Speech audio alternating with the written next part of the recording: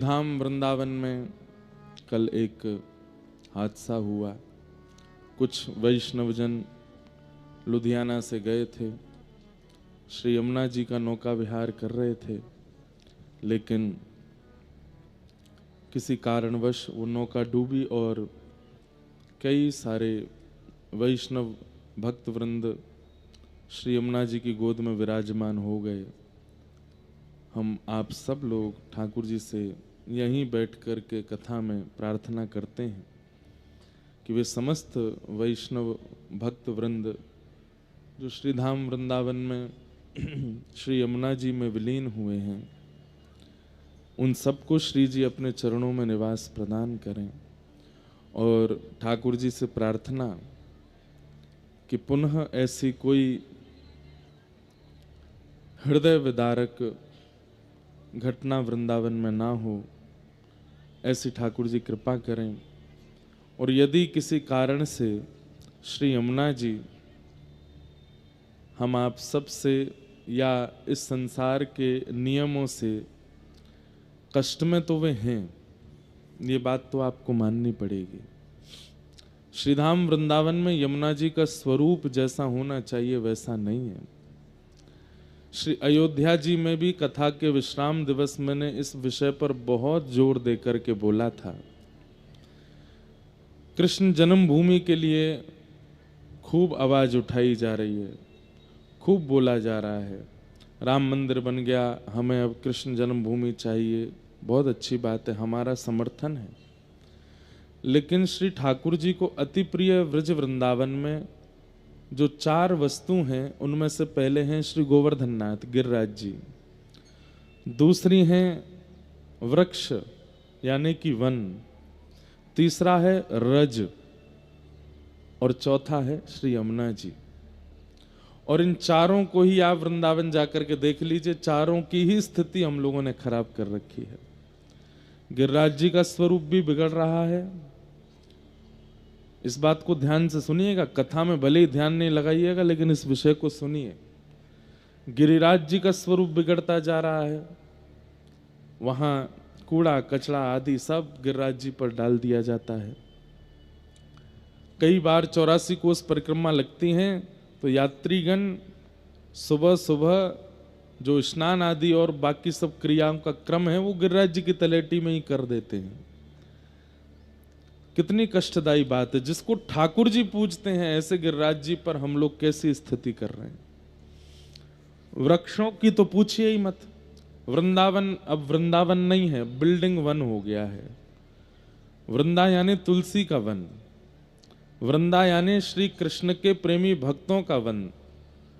अब तुलसी वन की जगह, भक्त वृंद की जगह पर्यटन वन हो गया है,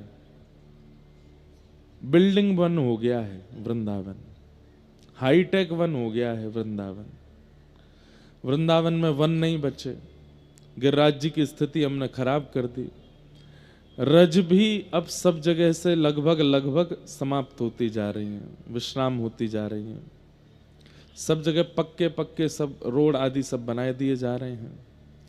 और श्री यमुना जी में तो आचमन ही नहीं कर सकते आप। यदि आपने आचमन किया तो आपको घनघोर पीलिया की बीमारी हो जाएगी या कोई और रोग लग जाएगा। क्यों? यमुना जी है ही नहीं, यमुना जी है ही नहीं। यमुना नगर आपके हरियाणा के बाद यमुना जी का स्वरूप नहीं है। फिर हम लोग सब लोग जो व्रजवासी हैं, ये दिल्ली के लोगों का चरणामृत पी रहे हैं वृंदावन में। यमुना जी नहीं है वहां पर। दिल्ली के लोगों का स्नान का जल और आदि आदि जो दूषित जल है वो वृंदावन में आ रहा है। यमुना जी का स्वरूप हमने वहां से बिल्कुल अंतर ध्यान कर दिया है।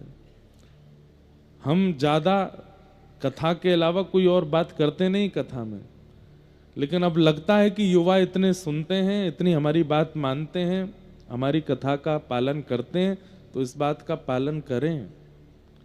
हम सब मिलकर के ठाकुर जी से नहीं, अब सरकार से प्रार्थना करें कि वृंदावन में यमुना जी लाइए। कृष्ण जन्मभूमि आ जाएगी, पहले यमुना जी का आना आवश्यक है। राम जन्मभूमि बनी है, अयोध्या में, वहां सरजू जी का जल, मैं अभी गया था, रोज 2-3 बार स्नान करने गया, इतना सुंदर पवित्र जल। सरजू जी हैं इसलिए रामलला आ गए, काशी में गंगा जी हैं इसलिए विश्वनाथ प्रभु आ गए, लेकिन वृंदावन में यमुना जी नहीं आई हैं। हम लोग इन्हें सामान्य नदी क्यों मान रहे हैं?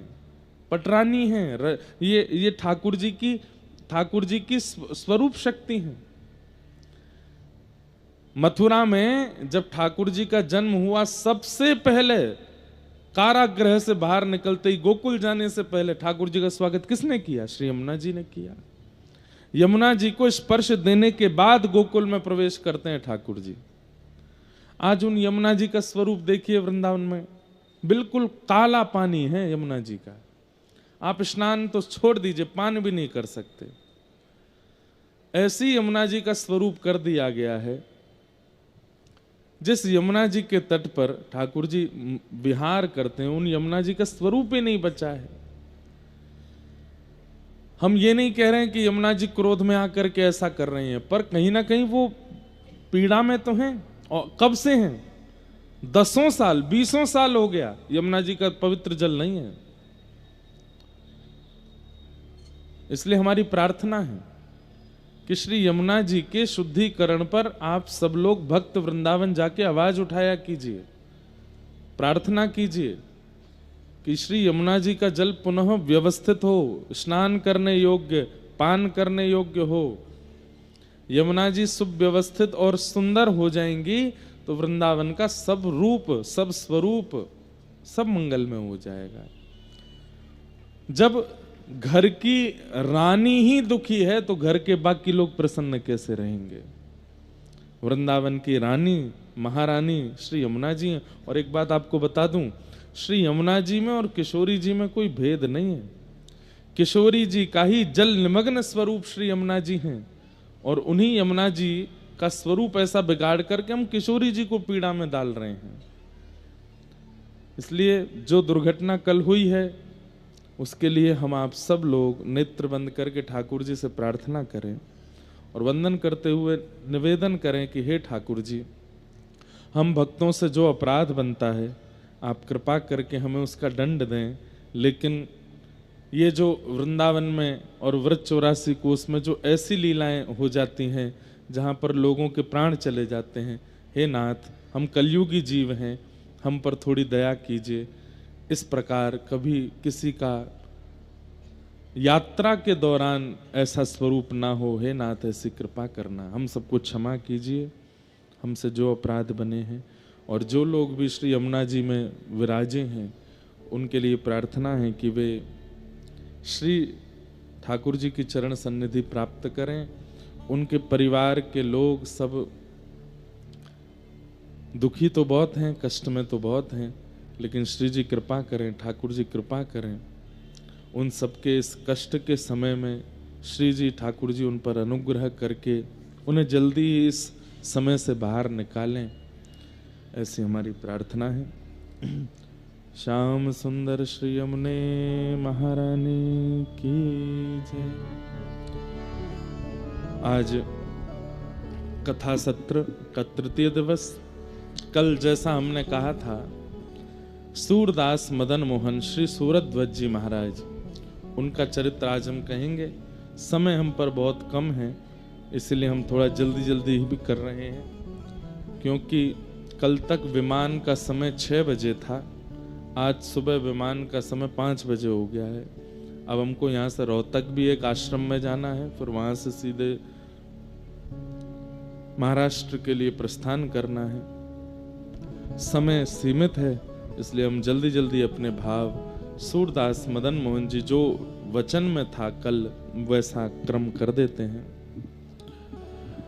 श्री मदन मोहन सूरदास की नाम श्रृंखला जुरी अटल, गान काव्य गुण राश सुहृद सहचरी अवतारी, राधा कृष्ण उपास रहस्य सुख के अधिकारी, नवरस मुख्य श्रृंगार विविध भातिन करि गायो, वंदन उच्चरित वेर सहस पायनि है द्वार्यो।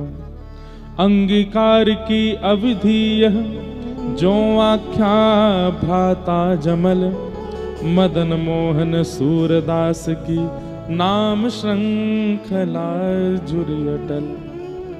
इनका नाम सूरध्वज है। सब लोग इधर देखिए, ध्यान से सुनिएगा।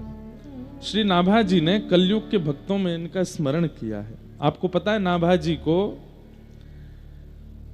श्री नाभाजी जिन्होंने भक्तमाल की रचना की, अग्रदास जी के शिष्य हुए। नेत्र बंद करके अपने गुरुदेव की पंखा सेवा कर रहे थे, और यहां गुरुदेव ध्यानस्थ बैठ करके अपने मानसी में ठाकुर जी का चिंतन कर रहे थे। तभी दूर समुद्र में अग्रदास जी महाराज का एक भक्त था। वो नाव से कुछ सामग्री विदेश से भारत लेके आ रहा था, और अचानक से बवंडर में उसकी नाव फंस गई, बड़ी नौका। जैसे ही नौका नाव के बवंडर में फंसी, जल के बवंडर में, तो जो नौका का मुख्य कैप्टन था उसने कहा, बोले भैया अब हम सब लोगों की प्राण नहीं बचेंगे, अब हम लोग बचने से हम बच ही नहीं सकते, इतना भयानक बवंडर आया है सामने समुद्र में, कोई नहीं बचा सकता। सबसे प्रार्थना है अपने अपने इष्ट गुरु और परिवारजनों को याद कर लो, अब हमारे प्राण जाने वाले हैं। तो उस नाव का जो मालिक था उसने कहा, भैया मुझे मेरे इष्ट का तो पता नहीं, परिवार वाले मेरे हैं नहीं, पर मुझे एक याद है कि मेरे गुरुदेव हैं स्वामी श्री अग्रदास जी महाराज, बोले उन्हीं का ही स्मरण कर लो। अग्रदास जी का जैसे स्मरण किया, हे गुरुदेव भगवान, इस जन्म में तो आपका साक्षात्कार ज्यादा नहीं हुआ, आपकी दीक्षा मिली, 2-4 बार आपके दर्शन हुए, अब मैं अपने प्राण त्याग रहा हूं, गुरुदेव कृपा करना, ठाकुर जी मुझे सदगति प्रदान करें। दूर सात समुद्र में अग्रदास जी का शिष्य उनको याद कर रहा था, और यहां अग्रदास जी मानसी में श्री सिया जी की, राघव जी की मधुर लीला का चिंतन कर रहे थे। दूर खड़े नाभाजी पंखा जल रहे थे। नाभाजी नेत्र बंद करके अग्रदास जी के मन में देख रहे हैं कि ये सिया जी और राघव जी की कैसी लीला कर रहे हैं। मेरे मन में क्या चल रहा है कोई नहीं देख सकता, लेकिन नाभाजी की भक्ति देखो अपने गुरुदेव के प्रति, वो उनके चित्त में देख रहे हैं कि कैसी लीला कर रहे हैं। तभी नाभाजी को अनुभव होता है, ये चिल्ला कौन रहा है, ये गुरुदेव को कौन पुकार रहा है, गुरुदेव सिया जी की, राघव जी की मधुर लीला में हैं, ये पीछे से किसकी आवाज आ रही है। तभी नाभाजी देखते हैं, अरे गुरुदेव का शिष्य मतलब मेरा गुरु भाई कहीं समुद्र में फंस गया है, वही गुरुदेव को याद कर रहा है। तो पंखा जलते जलते गुरुदेव से पंखा हटा करके उस दिशा में पंखा जलने लगे, जिस दिशा से मतलब कम से कम 5-6 हजार किलोमीटर दूर समुद्र के भीतर से कोई शिष्य पुकार रहा था, उस तरफ पंखा जलने लगे। और श्री नाभाजी के पंखे के बेग से, उस बीजना के बेग से वो नाव बवंडर से बाहर निकल गई और उनकी रक्षा हो गई।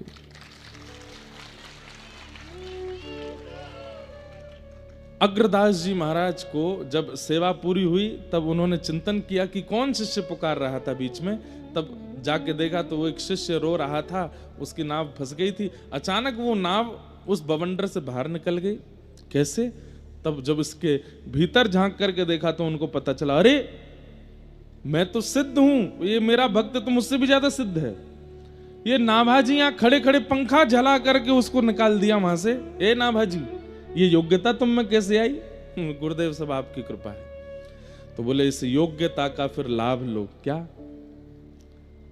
हरि का यश तो बहुतों ने गाया, हरि भक्तों का यश गाओ।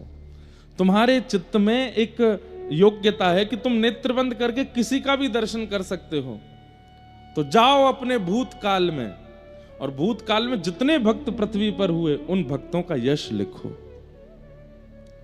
गुरुदेव कैसी कृपा, ये कितनी बड़ी आज्ञा आपने दी। बोले मैं बैठा हूं, तुम लिखो। तब श्री नाभाजी ने भक्तमाल की रचना की और उसमें भक्तों के यश गाए। तो सतयुग के भक्त वहां से प्रारंभ किया, सतयुग के भक्त, त्रेता के भक्त, द्वापर के भक्त, कहां तक ने कलयुग के भक्तों का वर्णन किया। लेकिन इन्हीं भक्तों के चरित्र में जैसे ही वे वृंदावन के भक्तों का चरित्र लिखने का मन उनका बना, चित्रकूट के भक्त लिखे, अयोध्या जी के भक्त लिखे, भारत के अनेक जगह के भक्तों का वर्णन किया, लेकिन तभी नाभाजी का मन हुआ कि अब मैं वृंदावन के भक्तों का यश लिखूं। तो वृंदावन के भक्तों में सबसे पहले श्री हितरवंश महाप्रभु, जैसे ही वो चाह रहे थे कि अब होता क्या था कि भक्त जन उनके मन में आके प्रकट होते थे और प्रकट होके अपनी पूरी लीला उनको दिखाते थे और तब श्री नाभाजी उनका चरित्र लिख देते थे। लेकिन वृंदावन के भक्त हृदय में नहीं आए ही नहीं। बहुत प्रयास किया लेकिन वृंदावन के भक्तों ने चित्त में आगमन नहीं किया। तब श्री नाभाजी ने अपने गुरुदेव से कहा, गुरुदेव मैंने सारे विश्व के भक्तों का चरित्र लिख दिया, लेकिन ये वृंदावन के भक्तों का स्मरण क्यों नहीं हो रहा, ये चित्त में वृंदावन के भक्त क्यों नहीं आ रहे हैं, रस उपासना श्री जी के चरणाश्रित भक्त मेरे चित्त में क्यों नहीं आ रहे हैं। तब श्री अग्रदास जी ने कहा, तुमने भक्तमाल लिखने से पहले दशावतार स्तुति गाई थी, ध्यान से सुनना। तुमने भक्तमाल लिखने से पहले 24 अवतार दशावतार की स्तुति गाई थी और उन अवतारों का वर्णन करते तो उन अवतारों के जो उपासक हैं वो सब तुम्हारे चित्त में आ गए। वृंदावन को भजने वाले 10 अवतार 24 अवतारों के उपासक नहीं है, वो तो श्री जी के उपासक हैं। जब तक श्री जी को प्रणाम नहीं करोगे तब तक वृंदावन के भक्त नहीं आएंगे। तब अग्रदास जी महाराज बोले, नाभाजी तुम रुको, मैं श्री जी को प्रणाम करता हूं। और तब श्री अग्रदास जी ने श्री जी को प्रणाम किया। किशोरी जी का एक पद गाया, अब वो विषय बहुत लंबा होगा, पद गाया। जैसे ही किशोरी जी को प्रणाम किया, आहा, हमारे माई श्यामा जू को राज, हमारे माई श्यामा जू को राज, जाके अधीन सदा ही सांवरो, जाके अधीन सदा ही सांवरो, या ब्रज को सिरताज, या ब्रज को सिरताज, हमारे माई श्यामा जू को राज, हमारे माई श्यामा जू को राज। जैसे ही किशोरी जी को प्रणाम किया, 24 अवतारों को प्रणाम किया था तो 24 अवतारों को भजने वाले भक्त चित्त में आ गए।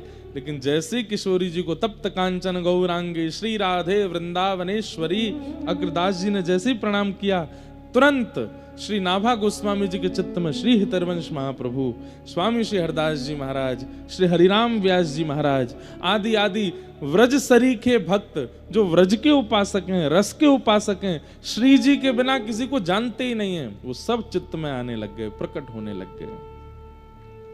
और तब व्रज रसिकों का पद उन्होंने भक्त लिखे हैं। उसी श्रृंखला में श्री सूरध्वज जी महाराज, जिनको सूरदास मदन मोहन, अब इनका नाम सूरदास क्यों हुआ जब नाम इनका सूरध्वज था? तो देखो बंधुओं, प्राचीन भक्तों के जब आप पद सुनेंगे, वे पद लिखते थे तो पद के अंत में नाम होता था। जैसे मीरा के प्रभु गिरधर नागर, सब जगह जहां भी मीराबाई का पद मिलेगा आपको, पद के अंतिम पंक्ति में मीराबाई की ये छाप होगी, मीरा के प्रभु गिरधर नागर, है ना। ऐसे सूरदास जी के जब आप पद पढ़ोगे तो सूरदास जी का नाम नीचे होगा। सूर कितों ही सुख पावत है, सूरदास के हरि अब कब मिलोगे, ऐसे सूरदास जी का नाम। हितरवंश महाप्रभु का कोई भी पद होगा तो जय श्री हित हरिवंश, ये छाप होगी अंत में। हरिराम व्यास जी का कोई भी पद होगा तो अंत में व्यास शब्द से संबोधित होगा। लेकिन सूरध्वज जी महाराज का नाम सूरदास कैसे पड़ा? तो बोले एक बार ही एक पद लिख रहे थे, रात्रि भर बैठे बैठे उस पद की रचना की। पद की रचना करते करते अंतिम पंक्ति इनके मन में कोई याद नहीं आ रही थी तो सो गए, और जैसे सुबह उठे तो वो पंक्ति लिखी हुई थी। क्या लिख रहे थे? चलो किन देखन कुंज कुटीर, चलो किन देखन कुंज कुटीर। सुंदर श्याम मदन मोहन जहाँ, सुंदर श्याम मदन मोहन जहाँ। मन मत फौज जुटी, मन मत फौज जुटी। मानो सूरध्वज जी क्या कह रहे हैं, अरे भाई चलो, कहाँ चलो? बोले जहां पर रसिकों की फौज जुड़ी है और मदन मोहन जी बीच में विराज करके सबको दर्शन सुख दे रहे हैं, उस कुंज में चलो। चलो किन देखन कुंज कुटी, चलो। ये पद लिख रहे थे श्री सूरध्वज जी। नंद नंदन वृषभानु नंदिनी, नंद नंदन वृषभानु नंदिनी। नेक न चाह छुटी, नेक न चाह छुटी। हे सूरत सेज पर लरती अंगना, सूरत सेज पर लरती अंगना। मुक्ता माल टूटी, मुक्ता माल टूटी। चलो किन देखन कुंज कुटी, चलो किन देखन कुंज। उरज तनि कंचुकी चुरकुट भई, उरज तनि कंचुकी चुरकट भई। कटि तट ग्रंथि हटी, कटि तट ग्रंथि हटी। चतुर शिरोमणि सूर नंद सुत, चतुर शिरोमणि सूर, चतुर शिरोमणि सूर नंद सुत, चतुर शिरोमणि सूर नंद सुत। लीनी आधार चुटी, चलो किन देखन कुंज कुटी। निवृत्त निकुंज का पद लिख रहे थे, अंतिम पंक्ति में कुछ लिख नहीं पा रहे थे। सुबह उठ करके देखा तो क्या पाया, चतुर शिरोमणि सूर नंद सुत। ठाकुर जी ने आकर के उस पंक्ति को पूरा किया और इनको नाम सूरदास प्रदान किया। इनके नेत्र नहीं थे ऐसा नहीं है, नेत्र थे, लेकिन ठाकुर जी ने इनको नाम सूरदास प्रदान किया। तो फिर इन्होंने मन में विचार किया कि सूरदास जी के पद और मेरे पद अगर कभी कोई पढ़ेंगे तो लोगों के मन में यह आ जाएगा कि भाई ये किसके पद है। तब इन्होंने सूरदास मदन मोहन अपने पदों की छाप में सूरदास मदन मोहन कहना प्रारंभ किया। तो ऐसे श्री सूरध्वज जी महाराज, ये उत्तर प्रदेश में नैमिषारण्य के पास में एक स्थान पड़ता है, उस स्थान का नाम है संडीला।